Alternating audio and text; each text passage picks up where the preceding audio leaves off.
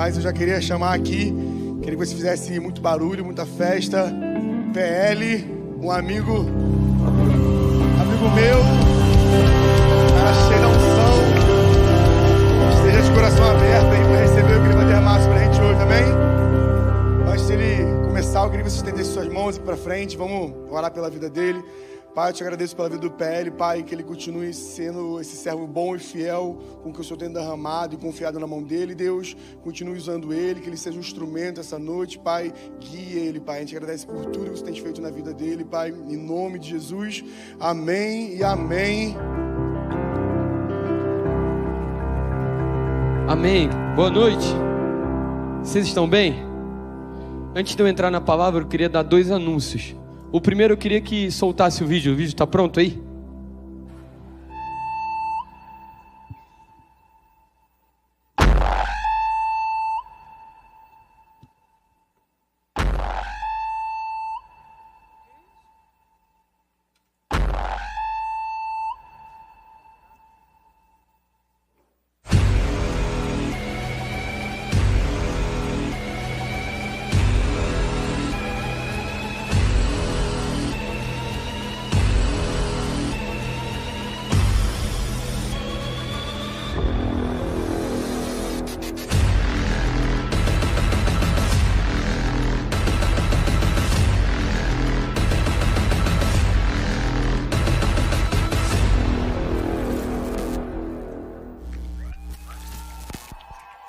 Amém? Sabe, durante muitos anos... Quantos estavam aqui ontem? O meu pastor, ele fundou e ele hoje ainda lidera um movimento chamado Nova Geração. Quantos aqui conhecem Nova Geração? Só um pouco a galera um pouco mais velha, né? Por onde a gente passou no Brasil nesses últimos anos, a gente encontrou inúmeras pessoas que foram despertadas nessa conferência. E... de 2019 para cá a gente ficou parado, mas esse ano a gente sentiu do Senhor de voltar.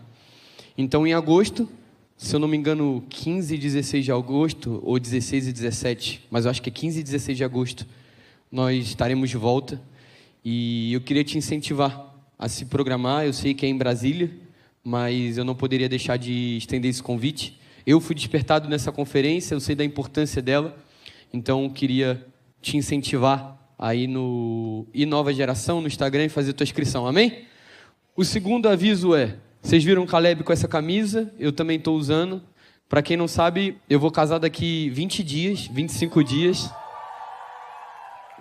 Um milagre aconteceu. E quantos aqui são casados? Levanta sua mão. Todos vocês precisaram do milagre no casamento, né? Para pagar ele, eu estou nessa fase. Então, a gente se juntou e a gente decidiu fazer essa camisa. Então, acho que devem ter 10 camisas. Você comprando ela, você está abençoando esse futuro casal e vai ser irado te ver usando ela. Amém? Eu queria que você se colocasse de pé.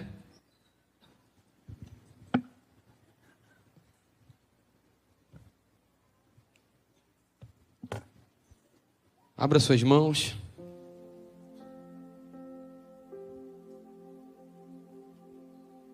Espírito Santo, eu oro para que nosso espírito, para que a nossa mente, o nosso coração possa se conectar agora completamente a Ti, Jesus. Espírito Santo, continue se movendo nesse lugar.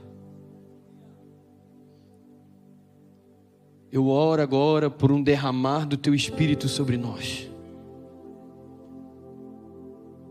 Ontem à noite a gente estava na sala jantando e de repente uma presença do Senhor invadiu aquele lugar.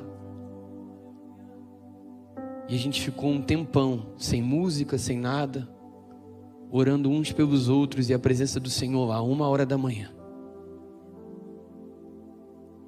E a mesma presença que estava lá está aqui agora. Espírito Santo, invada os corações agora. Passeie em cada corredor. Eu oro para que essa noite seja um divisor de águas na nossa história. Eu oro para que o Teu Espírito flua nesse lugar. para que não venhamos só ver um homem de Deus, mas ver o Deus dos homens.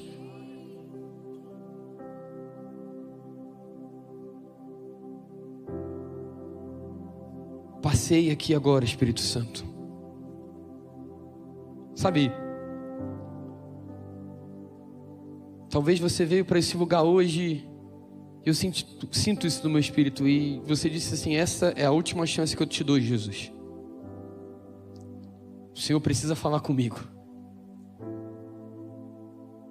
Eu preciso te ouvir, senão eu vou parar. Eu preciso te ouvir, senão chega.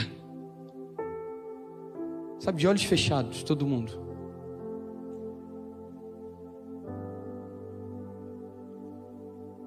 Sabe, eu vou me arriscar, mas eu escuto o nome Ana. Seu nome é Ana e você hoje desafiou o Senhor para Ele falar com você. Você está aqui? Levanta a sua mão, quero te ver. Coloque a mão sobre ela. Coloque a mão sobre ela.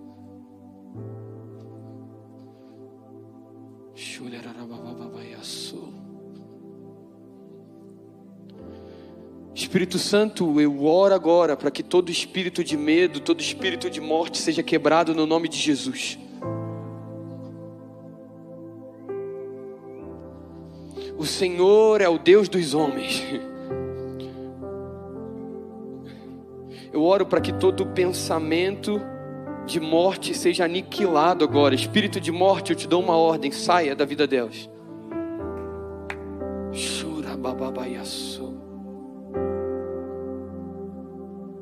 Sabe, eu escuto o grito, literalmente, da alma dessas meninas. O teu quarto não vai ser mais um quarto da solidão. O teu quarto não vai ser mais o quarto do choro. O teu quarto não vai ser mais o quarto da depressão. Mas o teu quarto será o quarto dos encontros. O teu quarto será o quarto de adoração. O teu quarto será o quarto de encontros reais com a presença do Senhor.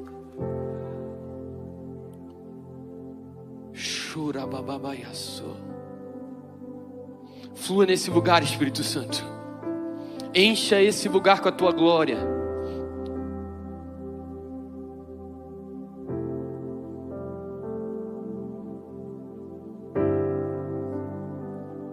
O Espírito de Deus está aqui. Existe uma atmosfera de glória nesse lugar.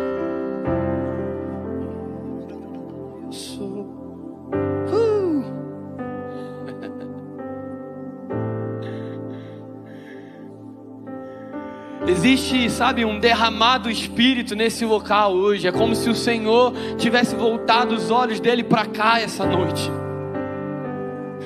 A Bíblia diz que Ele está em busca dos verdadeiros adoradores, dos adoradores que irão adorar em espírito e em verdade. Quando há um adorador de verdade no ambiente, existe a transformação daquela atmosfera. E aqui eu consigo ver no mínimo 100 adoradores. Sabe, às vezes ficamos esperando uma palavra, um cantor, uma música, uma adoração, mas tudo aquilo que você precisava foi entregue há 2000 anos atrás. Tudo aquilo que você precisava foi feito numa cruz. E agora você tem acesso à presença do Deus Todo-Poderoso. Não de um homem todo-poderoso, mas do Deus Todo-Poderoso, o Yeshua, Yahvé, o Deus que está sentado no trono de justiça.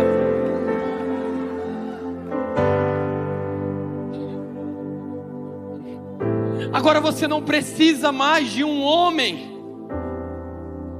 para facilitar o teu acesso, porque Ele já pagou esse preço.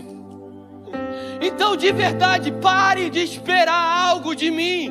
Pare de esperar algo da sua liderança. Pare de esperar algo dos pastores e comece a ser responsável com a presença do Senhor. Então, intencionalmente agora, levante as suas mãos aos céus e faça a oração que você nunca teve coragem de fazer.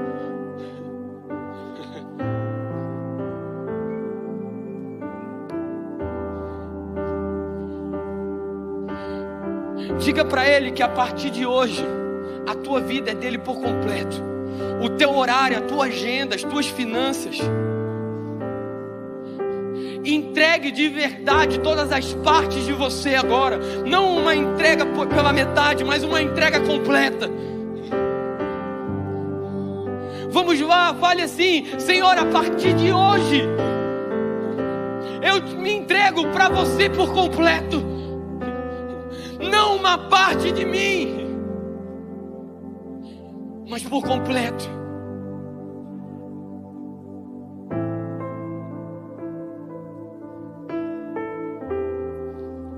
Que o Senhor hoje te encontre.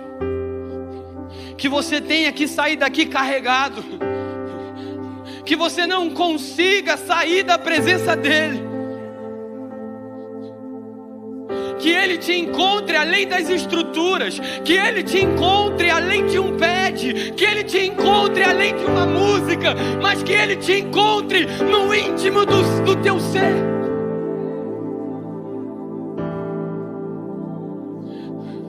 Flua nesse lugar, Espírito Santo.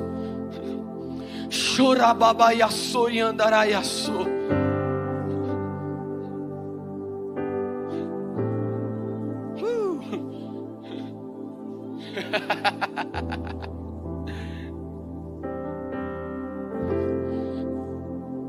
O Senhor hoje não vai respeitar a tua vaidade. O Senhor hoje não vai respeitar o teu orgulho. O Senhor hoje não vai respeitar os seus achismos. Mas hoje Ele vai te encontrar. Olha para mim.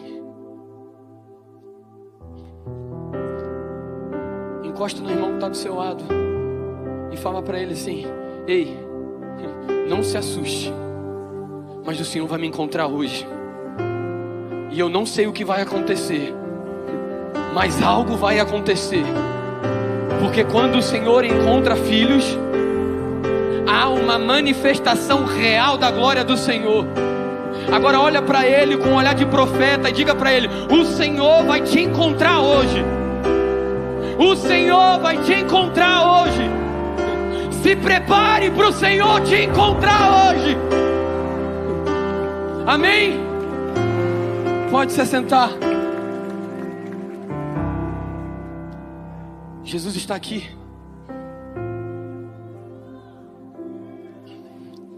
Eu gosto desse aleluia alto. Cadê você do aleluia?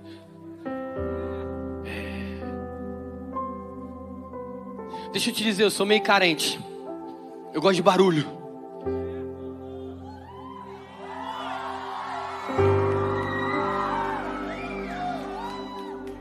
Gosto disso aqui.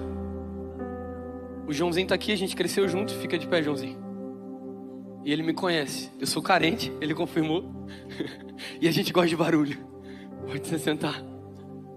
Para quem não me conhece, meu nome é Pedro Lucas, mas todo mundo me chama de PL. Eu fui nascido e criado no Rio de Janeiro, em Santa Cruz da Serra, Xerém. Quantos conhecem? Os meninos ficaram... Falei: Joãozinho, se tu for falar que é de Xerém, tu ganha esse prêmio. Mas a minha linha toda de vida, eu fui criado na Assembleia de Deus, então eu gosto de barulho. É isso. Sabe? E eu queria te desafiar hoje a não ser mais um culto, não ser mais um padrão de culto para você, sabe? Mas que você seja faminto, que você seja corajoso. Irmão, se a palavra tiver sido para você, de verdade, eu aprendi isso com um cara chamado Will Hart. Ele, no começo da pregação dele, ele sempre falou: se essa palavra faz sentido para você, irmão, se expresse de alguma forma, porque você está mandando um recado para o céu. Sabe, então se você sentir de ficar em pé, fica em pé. Os meninos estavam lá na igreja, eles sabem como que a gente é lá. A gente sobe na cadeira, a gente joga a cadeira pro alto. A gente é meio doido. Mas eu acredito de verdade numa geração que tem fome por Jesus. Deixa eu te dizer, quando a gente estava no mundão, a gente se expressava de formas humilhantes. Por que agora a gente não pode se expressar? Sabe, o limite da tua adoração é o pecado. Não é pecado, pode ser considerado adoração. Se entrou no lugar de vaidade, é pecado. Se entrou no lugar de se amostrar, é pecado. Se entrou no lugar de timidez, é pecado. Mas se tem, sabe, verdade no teu coração, eu não estou ligando com a forma que você vai adorar. Se você vai correr, se você vai pular, se você vai se jogar no chão. Sabe, esses dias a gente parou todo o nosso orçamento da igreja. A gente falou, não, a gente vai encarpetar o chão todinho, carpete nele. Porque a gente gosta de ficar no chão. Sabe, eu sinto de verdade que a gente vai ser essa geração que não vai ter pressa de sair da presença, que vai ficar aos pés de Jesus e falar, não, ninguém me tira daqui, eu estou nesse lugar. Amém? Quero agradecer ao Caleb, a Lu, obrigado, amo vocês. Eu quando venho para cá, eu estou em casa, quero agradecer aos pastores, os líderes, obrigado de verdade. Estou infelizmente com o Bertoldo. Um dia a gente decidiu começar a viajar junto e infelizmente continuou. Achei que seria só uma temporada, mas está perpetuando aí. Mas eu estou muito feliz de estar aqui, amém? Sabe, hoje eu quero falar... Eu vou fazer uma mistura de algumas palavras. Os pastores não me ajudaram, eles me colocaram para pregar depois do meu pastor. É muito difícil pregar depois do Gustavo. Então, não espere algo do mesmo nível.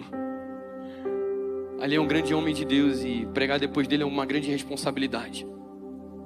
Mas eu vou juntar algumas palavras, eu vou ser rápido, eu juro.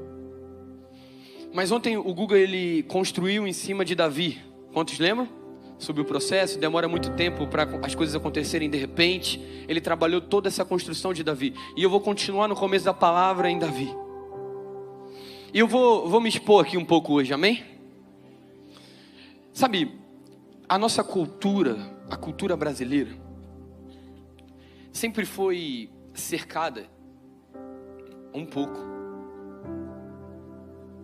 de idolatria. Sabe, ficamos falando que o Brasil é a terra, a grande terra, a terra prometida. E eu acredito que o Brasil existe um avivamento nascendo. De verdade, é palpável. Todos os americanos que vêm para cá, o Guga falou isso ontem, eles ficam espantados com a glória do Senhor. Mas a gente precisa entender que o Brasil hoje ainda continua sendo uma terra de trevas. Pele, como assim, cara? Como é que você está falando isso?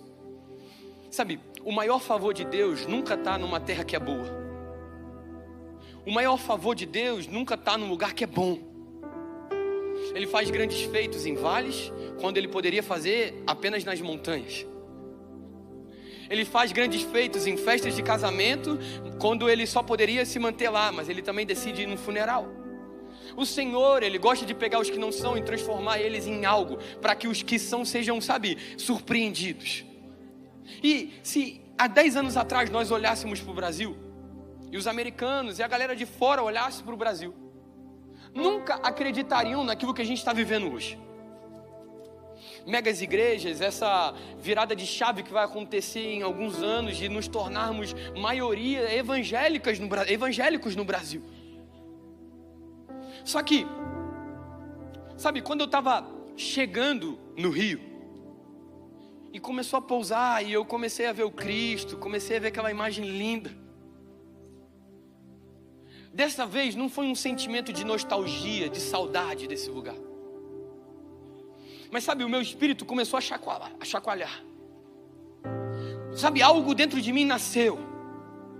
E eu cansei de verdade de ficar ouvindo que o Rio de Janeiro está perdido, que o Rio de Janeiro... Sabe, eu sento com pastores e os pastores perguntam, você é da onde? Ah, sou carioca. O Rio de Janeiro é tão bonito, mas tá... E eu cansei disso. Porque quando eu vejo um lugar de muitas trevas, ali é um lugar perfeito para se brilhar uma luz. Sabe, temos tantas luzes acesas agora, que não conseguimos nem diferenciar elas. Mas se apagarmos tudo agora, tudo, e apenas uma luz se acender nesse lugar, essa luz vai se destacar. E eu acho que a gente é esse pontinho de luz no final do túnel. Talvez as pessoas estejam olhando para o Rio hoje e esperando avivamento de qualquer canto do Brasil, menos desse lugar. Mas eu vim aqui, quando eu cheguei, eu senti o meu Espírito do Senhor dizendo: é aqui, é esse lugar, é nesse exato momento que a minha glória pode ser manifestada. Só que para isso acontecer, precisamos tirar um elefante branco de dentro da sala. Quantos aqui já ouviram essa expressão do elefante branco numa sala? É uma coisa muito grande que está todo mundo vendo, só que todo mundo prefere ignorar. Vocês concordam? E o Guga começou a construir ontem sobre Davi, e eu vou continuar em Davi. E eu senti de falar dos 4 salmos que eu tenho lido nesses últimos anos, quando eu estou numa fase muito fraca da minha história. Quando eu caio em tentação, quando eu caio em pecado, peco. Eu peco. Os pastores erram. Todo mundo erra. Amém? Não existe nenhum super-herói. Sabe, eu tô numa fase que eu tô meio cansado dessa distância. Eu gosto de sentar com os seus pastores, com os seus líderes, porque eles têm cheiro de ovelhas. Eu gosto de sentar com pastores que entendem o que é a crise de uma ovelha, o que é a dor de uma ovelha, o que é tirar carrapicho de ovelha. Hoje temos muitos pastores, mas muitos pastores de estruturas e não de pessoas. E graças a Deus essa casa é uma casa de pastores de pessoas. E não de estrutura. Estrutura não se pastoreia. Estrutura se conserta ou se joga fora. Mas pessoas se investem. Pessoas se cuidam. Pessoas, sabe, tem zelo, tem cuidado, tem oração. E graças a Deus que essa casa é uma casa de pessoas.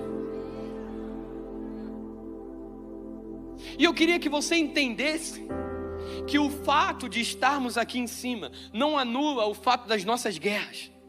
E as nossas guerras não diminuem o fato daquilo que Deus pode fazer na nossa história. Só que a partir de hoje, o Rio de Janeiro, eu sinto isso, precisa começar a enxergar o elefante branco que tem aqui. Qual é o elefante branco? O mesmo que Davi estava escolhendo ignorar quando ele cai com Betseba. Eu sei que Davi era um homem segundo o coração de Deus. Só que isso não anula o fato dos erros de Davi. Muito pelo contrário. Os erros de Davi, cada vez mais, quando perdoados e confessados, e em um lugar de arrependimento, depois do lugar de arrependimento, a vida de Davi, não o pecado dele, glorificava o nome do Senhor. Não o pecado, amém? Vocês estão entendendo? Sabe, hoje, com tantos cortes, tantos vídeos, a gente tem que deixar A bem escrito e B bem escrito. Porque senão já, se o Senhor deixou você tocar, sentir, vocês conhecem, né? Moisés fica doido com isso, eu acho. Mas olha o que está acontecendo. Quando você vai ler Samuel, a Bíblia começa narrando: quando os reis desciam à guerra, Davi decide ficar no palácio. Só que quando olhamos a construção do reinado de Davi, depois de todos aqueles processos, vemos a construção de Davi. Davi foi um rei bélico. Davi foi um rei de guerra. Só que na época em que os reis desciam à guerra, Davi decide não ir. Sabe, olhamos para Betseba e achamos que o erro de Davi foi apenas a queda com Betseba. Mas o erro de Davi começa em não estar no lugar que o Senhor mandou ele estar. O erro de Davi começa na originalidade das coisas. Porque se Davi estivesse na guerra, Davi não tinha caído com Betseba. Tem muitas coisas da nossa história que acontecem que a gente acha que é de repente. Eu não esperava, eu não sei como aconteceu, mas eu sei, você está fora do favor do Senhor. Você está num lugar que você acha que é bom. Você está num lugar que você acha que é seguro. Ei, olha Davi, construiu um reinado. Davi construiu um bom lugar. Talvez na cabeça de Davi estava: para que eu vou descer de novo a guerra? Se eu já estou estabelecido, se as tribos já estão em paz, para que eu vou estar num lugar onde eu não vou ter conforto? Posso te dizer algo?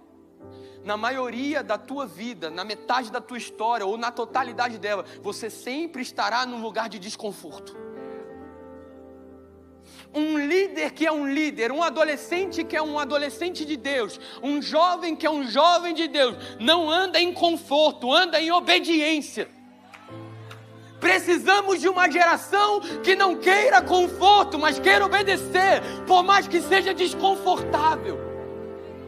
Precisamos de uma geração que olha o elefante branco na sala e começa a apontar a ele. Deixa eu te dizer, quando lemos Salmos 38, cronologicamente, muitos historiadores dizem que essa foi a ordem dos fatos. Davi cai com Betseba e é escrito Salmos 38. Isso não é 100% certo, amém? A cronologia das coisas, mas tematicamente, esses 4 salmos que eu vou te dizer, eles se conectam. Então, se não for a ordem cronológica, tematicamente está tudo bem, amém? Aqui é uma igreja que ama a Bíblia, tem pastores que amam a Bíblia, então eu preciso sempre tomar esse cuidado. Não posso afirmar nada que ninguém afirmou. Ainda sou muito menino, apenas 26 anos, e eu estou aqui para aprender e compartilharmos juntos, amém? Então, quando lemos Salmos 38, e eu não vou ler todos os salmos porque eles são muito grandes e a gente vai gastar muito tempo nisso.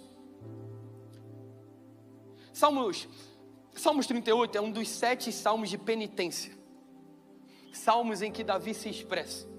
Olha o que acontece, Davi cai com Betseba e ele começa a escrever Salmos 38. E eu vou falar alguns pontos que Davi fala em Salmos 38. Deixa eu achar, está aqui. Primeiro ponto, Davi dá um grito de pedido por misericórdia, amém? Davi cai com Betseba, porque está fora do favor, e o primeiro grito dele é por misericórdia. Davi reconhece que estava sendo disciplinado por Deus. Segundo ponto é um sofrimento profundo, do verso 3 ao verso 8, ele fala de um pecado que afeta o corpo e o espírito dele. O terceiro ponto é um isolamento, os amigos se afastam, os inimigos se aproximam. A gente lê isso do verso 11 ao verso 12.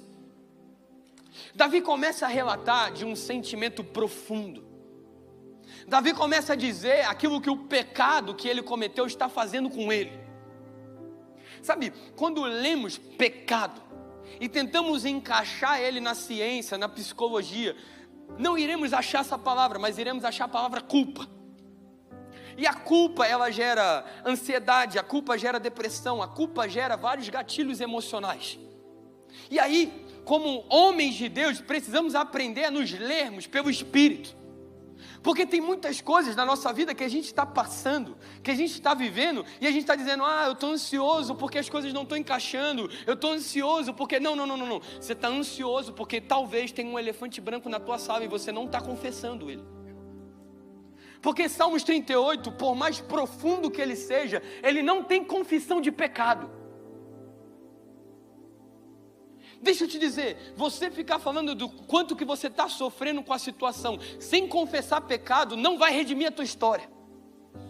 Porque o que remide a tua história não é culpa, não é remorso, isso te mata. O que redime a tua história é arrependimento. Então, se você quer ser um filho de Deus e você quer viver uma vida digna do Evangelho, aprenda a se arrepender dos teus pecados. O elefante branco é o teu pecadinho de estimação, que você até vê, você sabe que comete, mas você prefere ignorar. Entramos num ambiente fechado e sentimos um cheiro ruim e ficamos lá. Daqui 15, 20 minutos você se acostuma com o cheiro. O pecado é esse bichinho. Batemos em tantos pecados, mas é a nossa mentira. Pegamos elas e vamos passear durante o dia. E a dissensão entre os irmãos? Pegamos ela e vamos passear durante o dia. Ah não, mas a fulana foi para a festa e caiu. Mas a fofoca, pegamos e passeamos com ela. Não, fulano foi para a festa e ele usou droga e ele defraudou fulana, isso é pecado também. Mas e essa fofoca? Aqui, ó. O elefante branco está na sala crescendo. Por quê? Porque é mais fácil ser acostumado do que confrontar. É mais fácil entrar num lugar de conforto do que desconforto. Porque deixa eu te dizer algo, confessar os teus pecados vai gerar um desconforto. PL, você está dizendo que você confessa todos os seus pecados? Confesso todos eles ao Senhor. E todos eles ao teu pastor Google. Eu falei, se eu tiver que confessar ele o dia todo na ligação.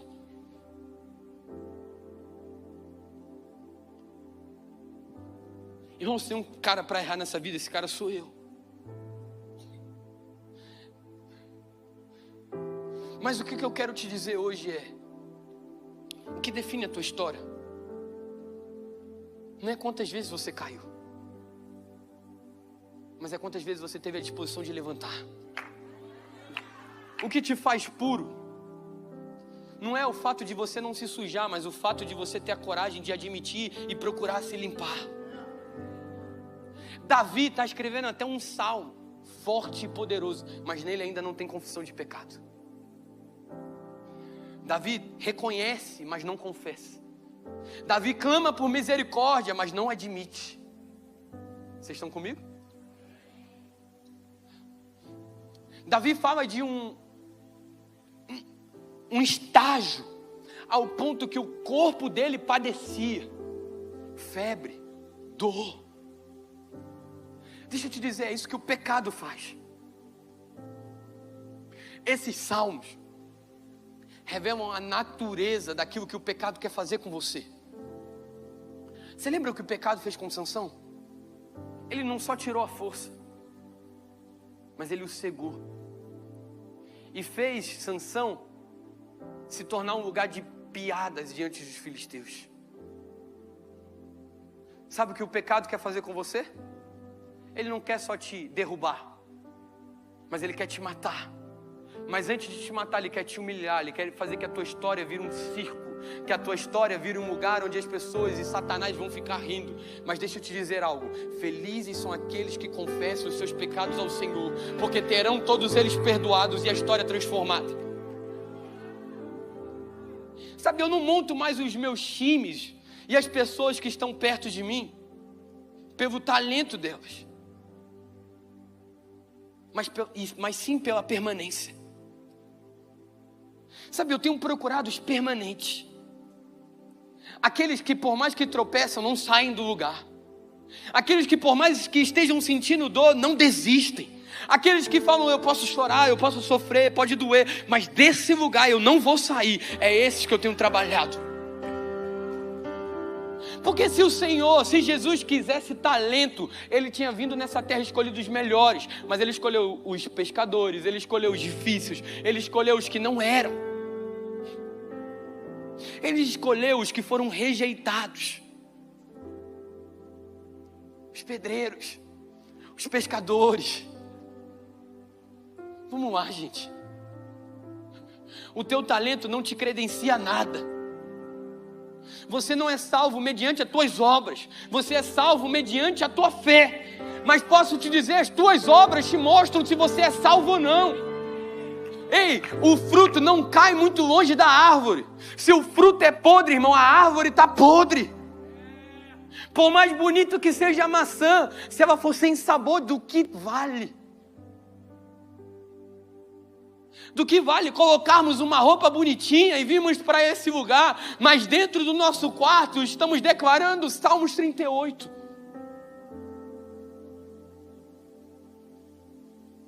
Sabe, esse culto, essa conferência não tem o poder de mudar a tua vida. Que isso, velho? Não tem. Mas ela pode mudar a direção da tua vida. O que muda a tua vida por completo é a tua segunda-feira, a tua terça-feira, a tua quarta-feira, a tua quinta-feira, a tua sexta-feira. Sábado e domingo não muda a vida de ninguém. O que muda a vida de alguém é um relacionamento íntimo com o Senhor, semanal, diário. Sabe o que a gente faz? A gente vem para esse lugar esperando uma boa palavra, que nem foi essa palavra maravilhosa de oferta. Para que eu vou ler sobre oferta se o pastor vai dizer? Para que eu vou ler a palavra domingo, durante a semana, se domingo vai ter 3, 4 cultos maravilhosos, com palavras maravilhosas? Sabe por que você fala isso? Porque você é um covarde. Você pega o sacrifício de Jesus, embola, joga no canto, e fala, eu prefiro ter a revelação de outras pessoas do que ter a minha própria. Pele, você está dizendo então que eu não valorizo, não tenho que valorizar a palavra de domingo? Tem. Muito. Mas valorizar é diferente de idolatrar.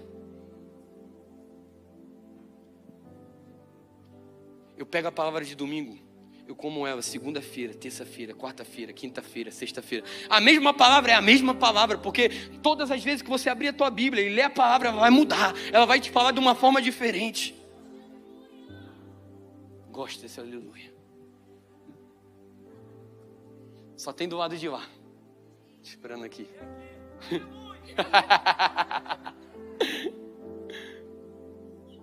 Deixa eu te dizer algo. Os pastores dessa casa. Eu sei que eu estou sendo duro por uma palavra de adolescente, mas eu lidero adolescente e jovem. Vocês precisam de chacoalhão.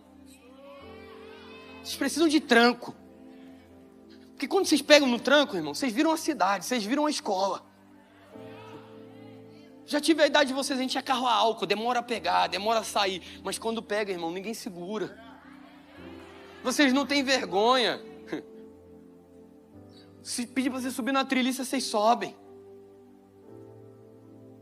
Mas deixa eu te dizer algo. Esses pastores, eles vão direcionar a vida de vocês. Eles vão te ajudar, eles vão orar. Mas isso não inibe a responsabilidade que vocês precisam ter. Isso não inibe aquilo que vocês vão ter que construir, irmão. Eu ando com o Guga de perto há 4 anos. É meu pai na fé. Mas o Guga não tem o poder de me salvar, irmão.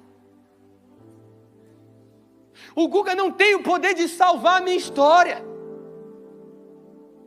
O Guga tem o poder de direcionar ela, de aconselhar ela. Mas quem salvou a minha história foi Jesus. Então eu preciso ouvir Jesus.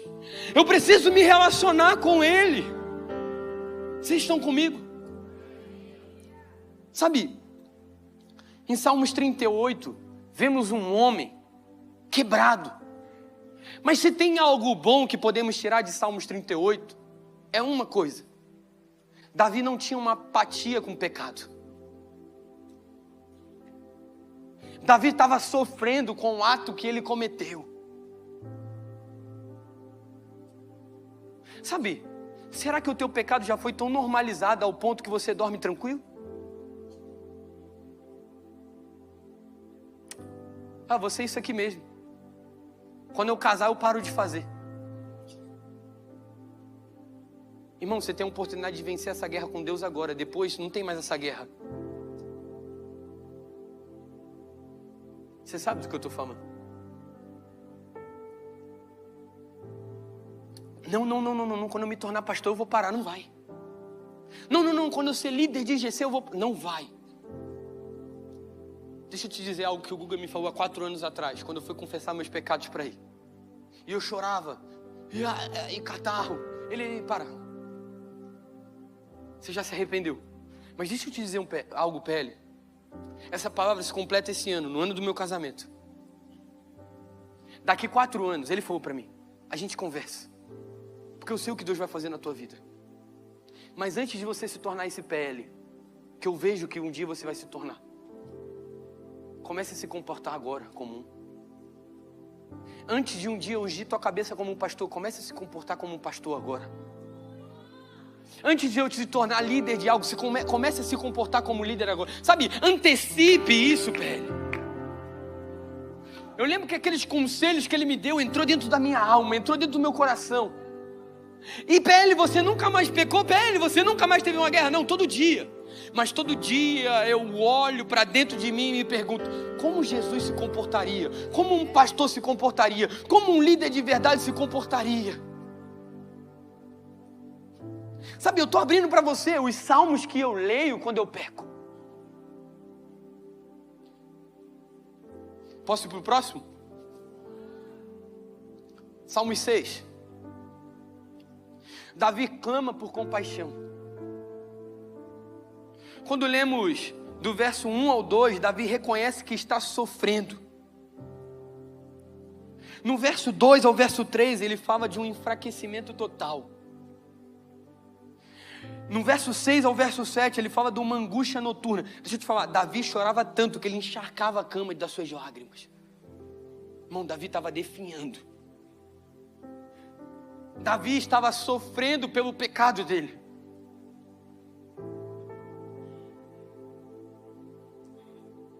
Davi estava sendo pressionado por aqueles que o desprezavam. Sabe, em Salmos 6 começamos a ver um pseudo arrependimento. Começamos a ver o que o pecado quer fazer com a vida de Davi. Olha para mim.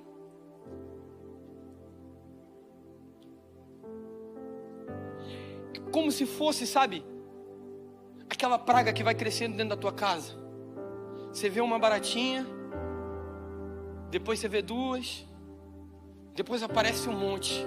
É assim que o pecado vai crescendo.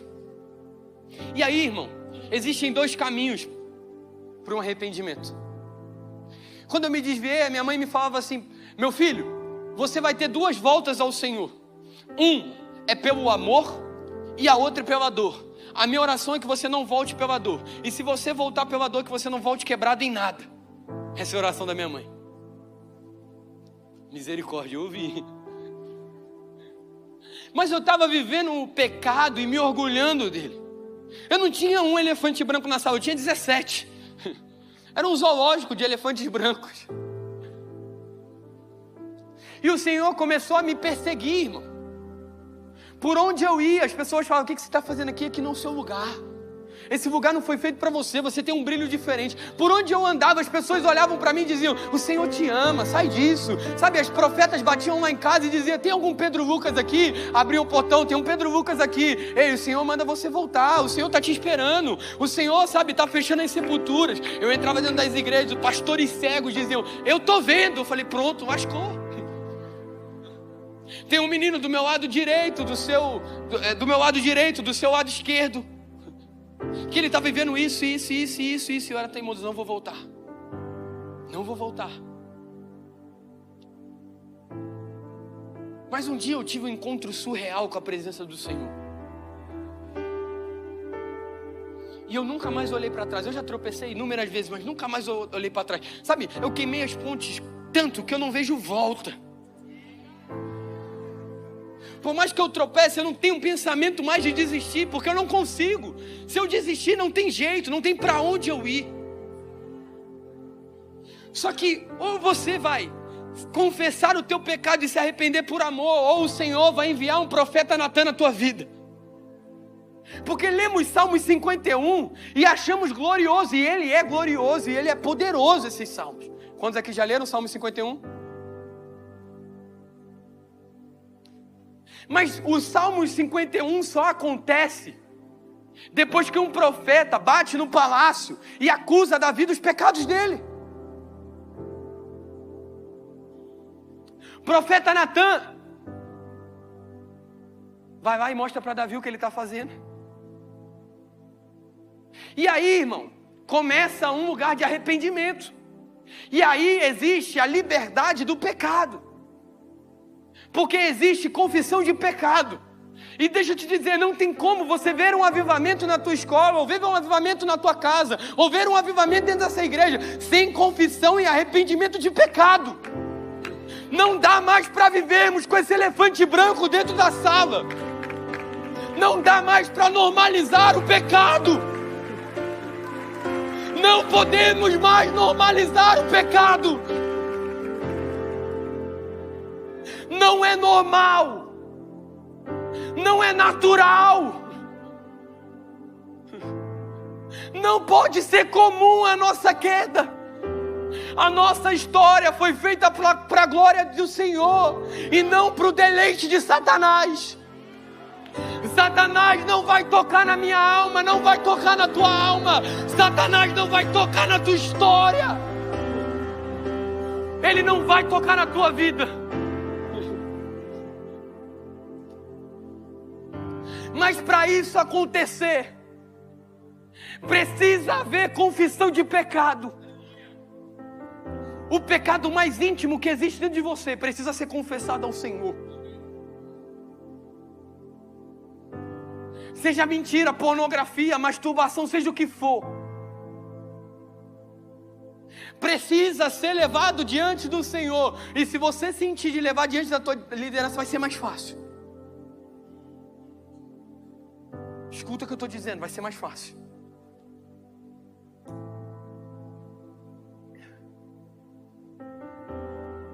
Quando lemos Salmo 51, irmão, Davi pede que Deus o limpe de toda culpa. Verso 1 ao verso 2 ele diz isso. Do verso 3 ao verso 4 ele assume que pecou contra Deus. Do verso 7 ao verso 10 chama para ser lavado e purificado e renovado. Sabe, eu vou ter que ler. Abre comigo aí, Salmo 51.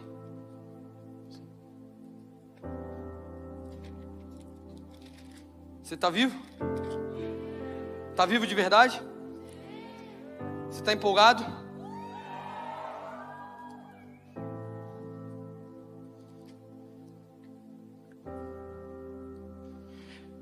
Verso 1. Tem misericórdia de mim, ó Deus, por causa do teu amor, por causa da tua grande compaixão.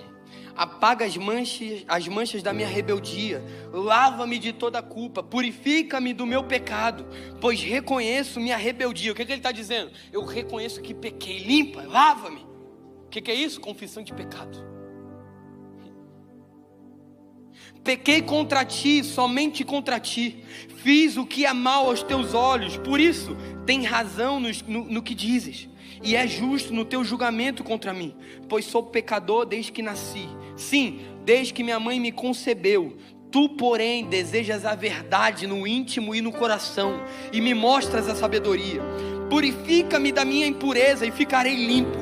Lava-me e ficarei mais branco que a neve. Devolva-me a alegria e a felicidade. A alegria e felicidade só é encontrada na confissão de pecado e diante do Senhor. A alegria das suas finanças dura até acabar. A alegria do teu carro dura até chegar um novo. A alegria do teu celular é até quebrar. Mas a alegria dos salvos é eterna. A alegria dos salvos é eterna. A alegria dos salvos é eterna. A alegria daquele que sabe que um dia o Senhor vai buscar a igreja dele. A alegria daqueles que sabem que um dia irão subir aos mais altos céus, ter o corpo glorificado, ter vestes limpas. Aqueles que encontrarão face a face com o Senhor. Esses são alegres de verdade. Esses são felizes de verdade.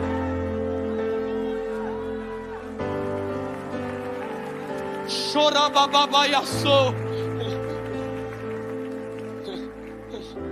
Aqueles que sabem que um dia entrarão pelos portões celestiais e ouvirão: vem, filho amado, aqui é o teu lugar. Aqui é o teu lugar. Aqui é o teu lugar.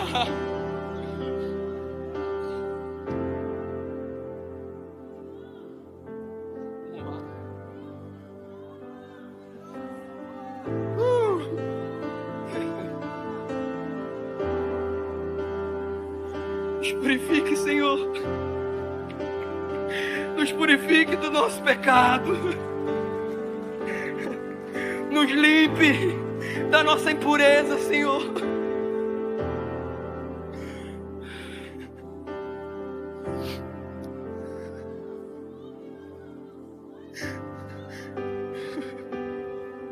Tu me quebrastes. Agora permite que eu exulte outra vez. Não continues a olhar para os meus pecados, mas remova as manchas da minha culpa. Cria em mim, ó Deus, um coração puro. Renova dentro de mim um espírito firme. Por favor, não expulse-me da tua presença e nem retire-me do teu espírito. Restaure em mim a alegria da tua salvação. Então ensinareis os teus caminhos aos rebeldes e eles voltarão a ti.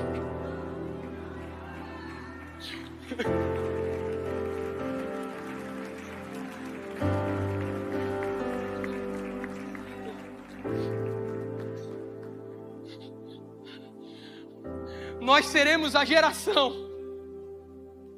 dos arrependidos.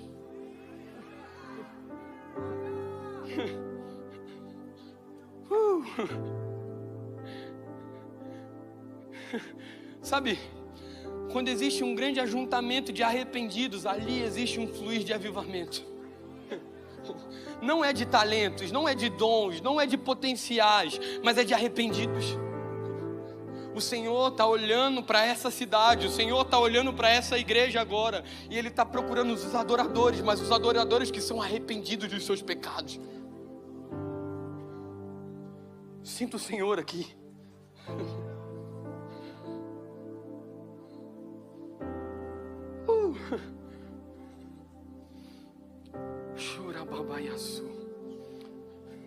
Tem 3 pontos que você pode aplicar na tua vida hoje para você ser livre de toda acusação.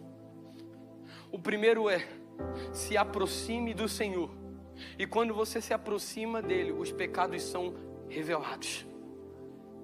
Longe do Senhor não há confissão e nem arrependimento de pecados. Se você quer ser hoje perdoado dos seus pecados, por mais que você se ache indigno, se aproxime do Senhor. Se perto do Senhor já é difícil, imagina longe dele. Sabe o que Satanás quer? Que você se sinta todo sujo, todo culpado. Para quê? Para que você saia de perto do teu protetor, para que você saia de perto do teu Senhor. Sabe, quando aqueles leprosos estavam chegando diante do Senhor, o Senhor fala assim: manda eles virem. Os discípulos: não, Senhor, eles são leprosos. Mas o Senhor tinha plena consciência de quando aqueles leprosos tocassem no Senhor, não seria ele que ficaria leproso, mas seriam os leprosos que seriam curados. Sabe por que o Senhor está de braços abertos para você a todo momento, dizendo: vem, filho amado, vem para perto de mim. Você pecou, mas vem para perto de mim. Por quê? Porque Ele é o único que tem poder de te purificar. E Satanás está te dizendo: se afasta, sai daí. Você não merece liderar, você não merece estar sentado nessa cadeira. É por isso que desde que quando você chegou aqui, existe uma voz na tua cabeça dizendo: por que você está aqui? Você pecou ontem, você vai pecar amanhã. É isso que Satanás quer fazer com a tua história. Ele quer te afastar do Senhor, enquanto o Senhor está te dizendo: aqueles que estão perto de mim, aqueles que estão ao meu redor, aqueles que estão diante dos meus pés, eles serão purificados. E eles serão mais limpos, mais brancos do que a própria neve.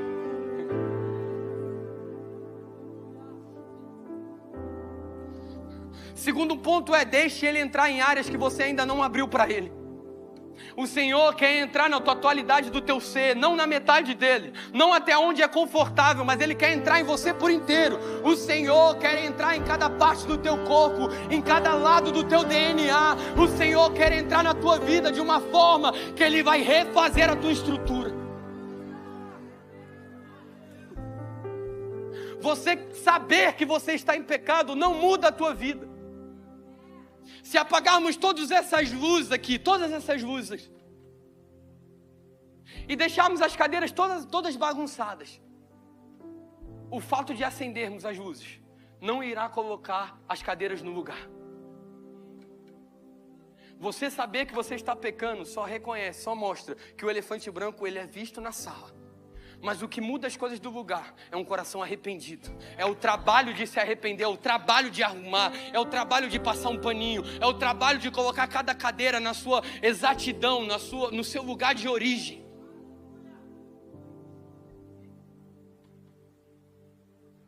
por isso que um profeta Natan entra. Para quê? Para acender as luzes e dizer, ou se arrepende ou morre.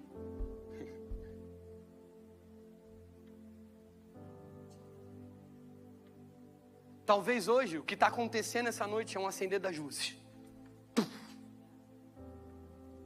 Agora o trabalho de colocar as coisas no lugar é seu e do Senhor. Não de líderes, é seu e do Senhor.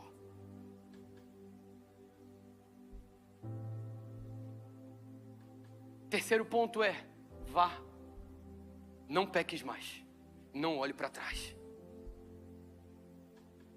Vá para onde, Pé? Para onde o Senhor mandar você ir. Mas não saia de lá, não saia de lá, até Ele te dizer para onde você tem que ir. Temos que parar de nos enviar. A gente se auto-envia.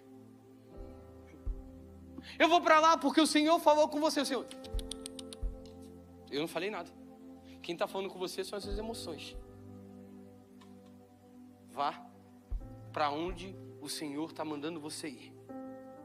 Não, mas o Senhor mandou eu entrar para dentro da minha casa. Então vá para dentro da tua casa. Não, mas lá não é confortável, lá não é seguro. Mas se o Senhor mandou você ir para lá, lá é o lugar mais seguro da tua história. Não, o Senhor está mandando eu ir para Israel agora e fazer e acontecer lá. Se o Senhor mandou, irmão, Israel agora, mesmo em guerra, é o lugar mais seguro do mundo para você. Porque o favor não está no teu conforto, mas está na obediência. O favor não está onde você acha legal, está onde Ele manda você estar. O favor não está em você ser o mais legal da escola, em você ser o descolado, em você se vestir bonito. O favor está onde o Senhor mandou você estar. Eu juro que eu vou só pontuar Salmos 32 e eu vou encerrar.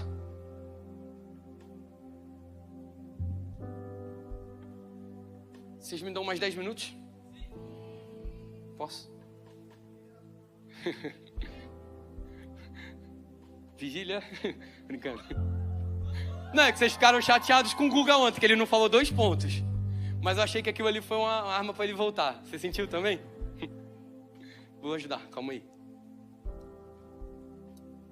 Aí vamos para Salmos 32. Você já leu Salmos 32? Salmos 32 começa dizendo: bem-aventurado é quem tem um pecado coberto por Deus. A felicidade do perdoado.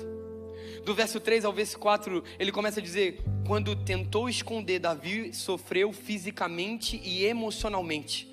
Mas no verso 5 diz: quando confessou, Deus o perdoou de imediato. Olha o que ele diz na conclusão do verso 10 ao verso 11. Os justos se alegram e se refugiam no Senhor. E aí, o alegre tem um barulho. O alegre tem um som. O Rio de Janeiro não precisa de um som de qualquer pessoa. Ele não precisa de qualquer barulho. Mas ele precisa do barulho dos perdoados. Sabe? O Senhor, Ele gosta de barulho. O Senhor gosta de barulho. Talvez o barulho que gere dentro de você seja uma lágrima escorrendo. Para Ele é um barulho. Pele, como assim o Senhor gosta de barulho?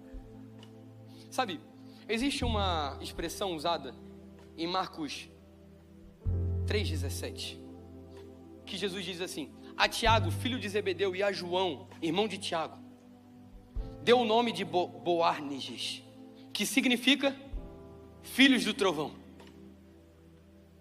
Eu acredito numa geração de filhos do trovão. Só que os filhos do trovão têm um barulho. Nos filhos do trovão existe um lugar de barulho. Deixa eu pontuar rapidamente da onde aparece Tiago e João. Novamente, eu não vou afirmar com 100%, tá? Mas a maioria dos historiadores diz que essa é a linhagem. Que existe um passar de unção vindo de Elias, Lembra quando Elias faz tudo o que ele fez, ele morre, e existe uma promessa que Elias voltaria. Vocês lembram disso? Só que o espírito de Elias voltou. Em quem? Quem lembra? Quem lembra? João Batista. Isso é irado. Quando o anjo vai dizer para os pais que iriam gerar João Batista, o anjo diz: e virá um homem que manifestará o mesmo espírito que tinha em Elias.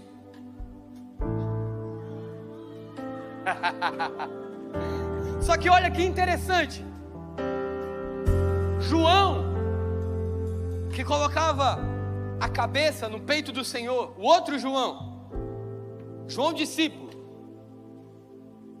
muitos historiadores dizem que esse João segundo o coração de Deus ali, a cabecinha lá, íntimo, era discípulo de João Batista. Quando lemos e não vemos a menção do nome do discípulo, vemos a mesma narrativa que a Bíblia usa em outros lugares para falar de João.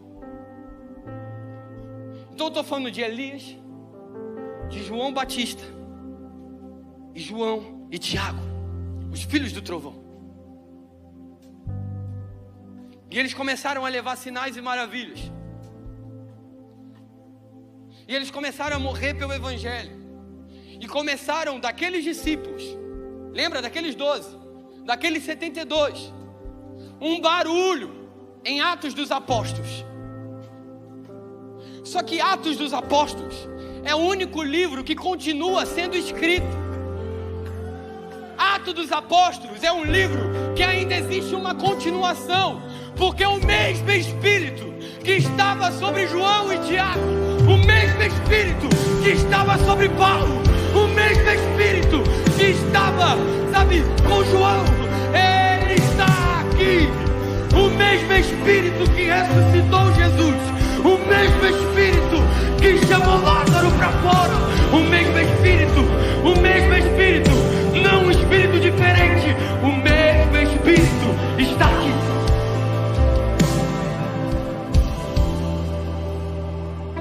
Não um espírito fraco, mas é aquele espírito que diz: bando de víboras, arrependam-se. É o mesmo espírito que diz: vai vir alguém, e esse alguém eu não sou digno. Meu Deus, irmão.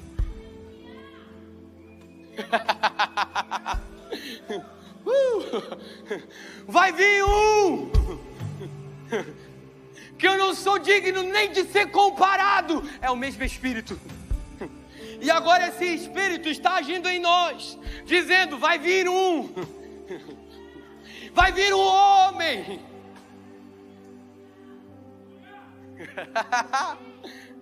Que homem? Aquele homem que o dia que estava subindo aos céus, parou e disse: eu estou indo preparar um lugar. Eu estou indo, mas eu volto. E ele volta para buscar uma geração que carrega um barulho. Não é uma geração calada, mas uma geração que carrega um barulho, irmão.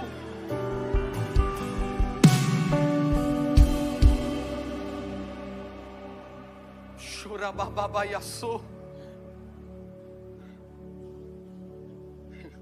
É a geração que se levanta para desafiar uma sociedade destruída. É uma geração que se levanta contra ideologias. É uma geração que se levanta contra teologias mentirosas. É uma geração que se levanta contra uma apatia. É uma geração que vê o elefante branco e não fica calada. O Senhor hoje quer gerar em você Boanerges, filhos do trovão. Não, PL, que barulho é esse? Irmão, se o Senhor não gostasse de barulho, Se o Senhor não gostasse de barulho, não teria barulho no Monte Sinai. Se o Senhor não gostasse de barulho, não teria barulho com a queda dos muros de Jericó. Se o Senhor não gostasse de barulho, não teria barulho no dia da ressurreição de Jesus, quando uma pedra quebrada é removida. Se o Senhor não gostasse de barulho, não existiria barulho em Pentecostes. De repente veio do céu um som. De repente veio do céu um som, como de um vento veemente e impetuoso, e todos ficaram cheios do Espírito Santo.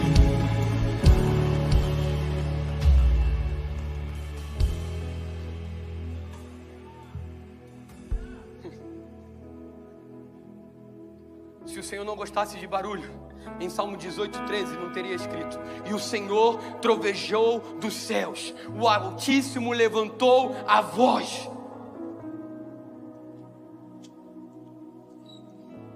Se o Senhor não gostasse de barulho, em Salmos 29, do 3 ao 4, vai dizer: a voz do Senhor ouve-se sobre as águas. O Deus da glória troveja. O Senhor troveja sobre as muitas águas. A voz do Senhor é poderosa. A voz do Senhor é cheia de majestade.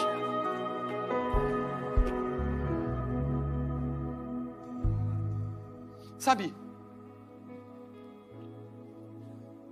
o Senhor hoje quer gerar em você um barulho. Se barulho não fosse importante, no Vale de Ossos Secos não teria um barulho. Se barulho não fosse importante, no dia que Paulo e Silas estavam na prisão, não teria tido barulho. Só que quando relacionamos barulho a um trovão, esperamos um relâmpago. E aonde um relâmpago, encosta, há uma alteração de ambiente. Eu tenho de verdade essa verdade no meu espírito, de que nós seremos barulhos, mas barulhos transformadores, barulhos com ações. Sabe a maior ação que você pode ter hoje?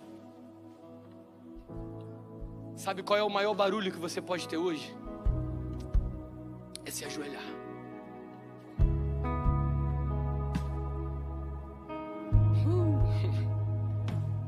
Começar a dizer: Senhor, remove de mim as minhas manchas, remove de mim os meus pecados, lava-me e ficarei puro como uma neve, ficarei branco como neve. Purifica o meu coração, cria em mim um coração puro e obediente. Esse é o maior barulho que você pode fazer, porque quando o barulho de um arrependido, quando o barulho de um quebrantado sobe aos céus, há uma manifestação celestial, e o Senhor volta os olhos para a terra e diz: ali tem um filho meu, ali tem um servo da minha casa. Quando um barulho se levanta, os céus respondem. Quando a voz de um homem chega aos céus, como barulho de adoração, ele se torna socorro bem presente na hora da angústia. Ele se torna aquele homem que anda com você no vale. Ainda que eu passe pelo vale da sombra das mortes, mal algum temerei, porque o Senhor estará comigo.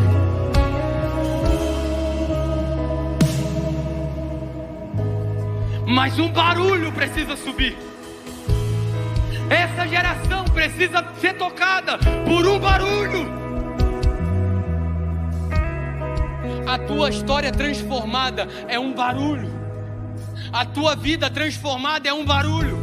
Que barulho é? Aquele amiguinho que te viu, aquele irmão que te viu, aquele vizinho que te viu quebrado, destruído, no lamaçal do pecado, todo quebrado. Quando ele olha para a tua vida restaurada, quando ele olha para você como um homem, como uma mulher de Deus, existe um barulho. Não barulho de apenas uma pregação. O Senhor não te chamou para ser um pregador, o Senhor te chamou para ser uma testemunha. O Senhor não te chamou para ver um homem de Deus.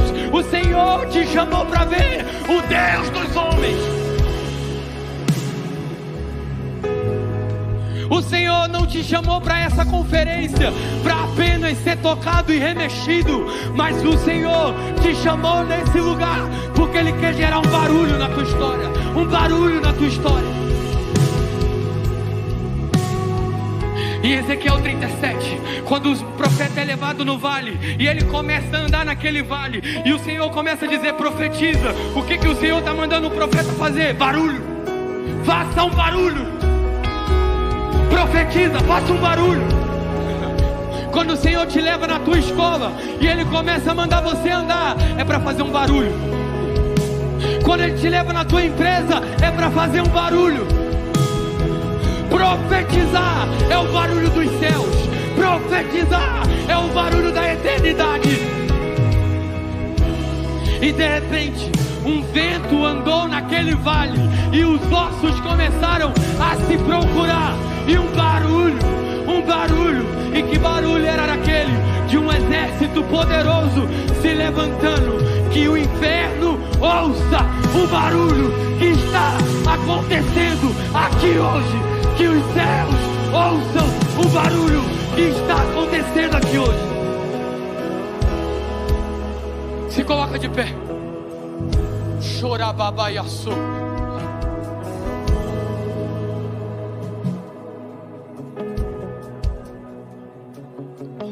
Barulho. Barulho. Barulho. O barulho gerado hoje aqui irá ecoar por gerações e gerações. O barulho ecoado aqui está movendo aos céus ao teu favor. O barulho gerado aqui está salvando a tua casa agora. O barulho gerado aqui está tocando a potestade e o principado e quebrando ela no meio. O barulho. Os céus estão procurando os filhos do trovão. Os filhos do trovão. Os que geram barulho. Barulho.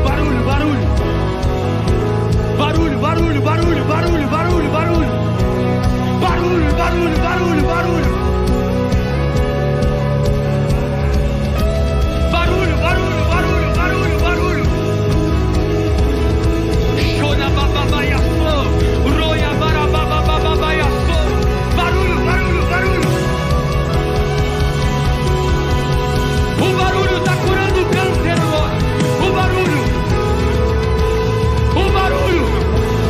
O barulho das cadeias caindo. O barulho das correntes.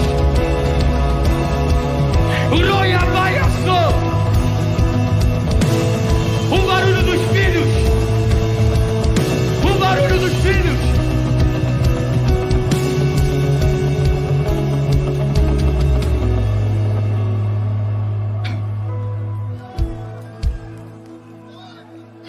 O céu reage a uma ação terrena.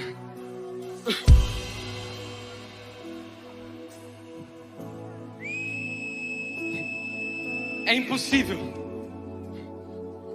um verdadeiro filho gerar um barulho e o Deus Todo-Poderoso não se inclinar e escutar o barulho dele.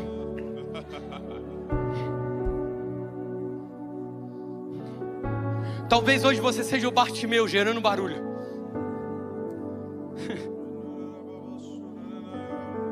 Talvez você tenha o barulho da mulher do fluxo de sangue. Qual foi o barulho dela? Tocar nas orlas de Jesus. Talvez você tenha o barulho da mulher samaritana. Que barulho foi? Uma lágrima. Talvez o maior barulho que você possa fazer hoje é uma lágrima.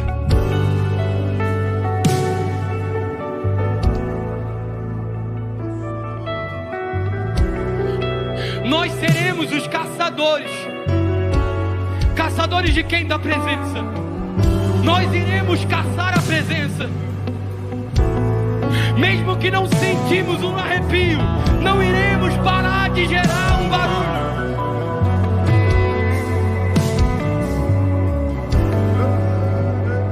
Salomão vai inaugurar o templo.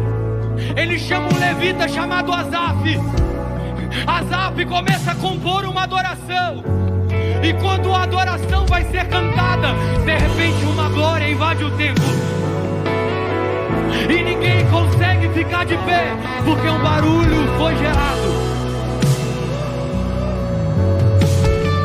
Chorabababaiaçou. Talvez o barulho seja: Jesus, Jesus, filho de Davi, tenha compaixão de mim. É um barulho.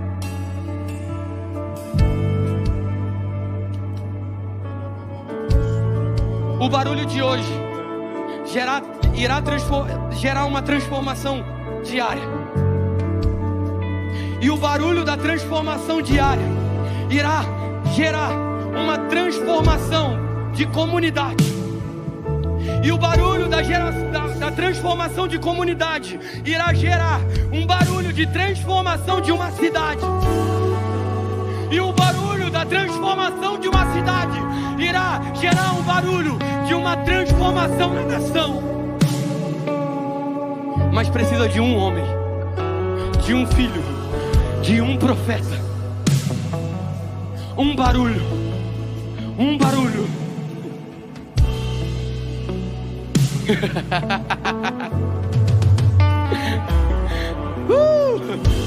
Eu sinto, sabe, uma nuvem densa da glória do Senhor aqui.